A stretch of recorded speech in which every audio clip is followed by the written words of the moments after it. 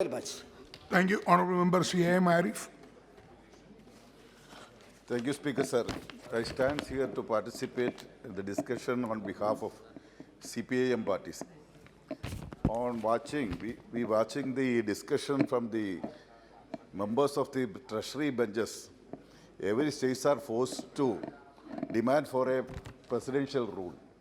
If we could get more funds from this center, every state should convert into a presidential rule, sir.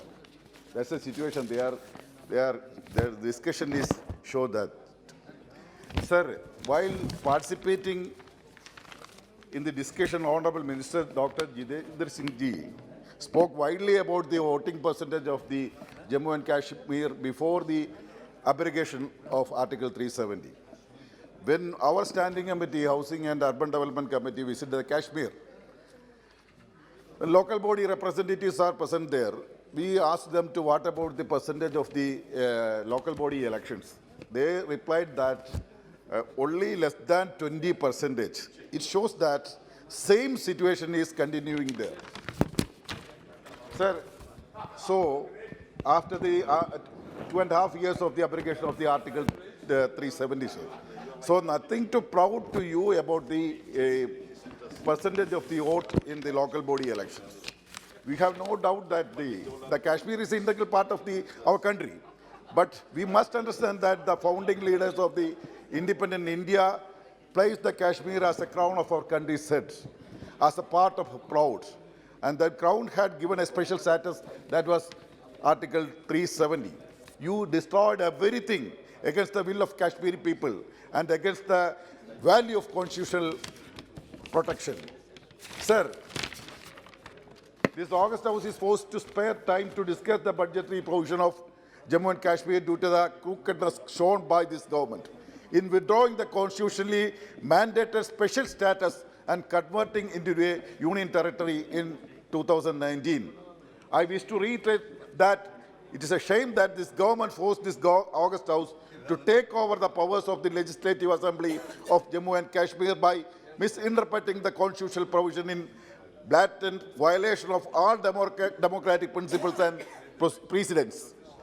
Sir, what purpose is the government achieved by the withdrawing the special status and converting into two union territories other than breaching the trust of the people?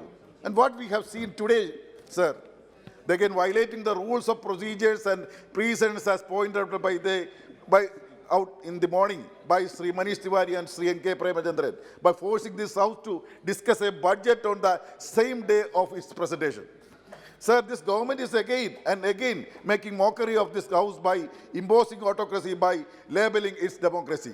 Sir, for the past 2.5 years, the government has saying that the statehood would be restored in appropriate time and when normalcy is back. But even the government itself has no definition for those words.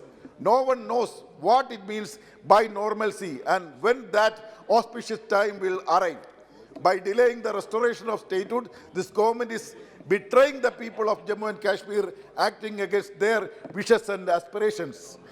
You are proud of the Kashmiri present situation only by preventing the media from bring the truth. So, sir, I also wish to remind this government the long history of our country, how the people of this country have defeated such heinous attempts to divide this country on previous occasions. Sir, under the British rule, we saw the divide and rule and speak, but the gains of the never last long. Brave people of the country arose and fought back to gain our independence. In the 1970s, Congress met the same fate when it tried to impose draconian policies in the same national emergency. I remind you that fate is waiting for you and conclude you. Thank you.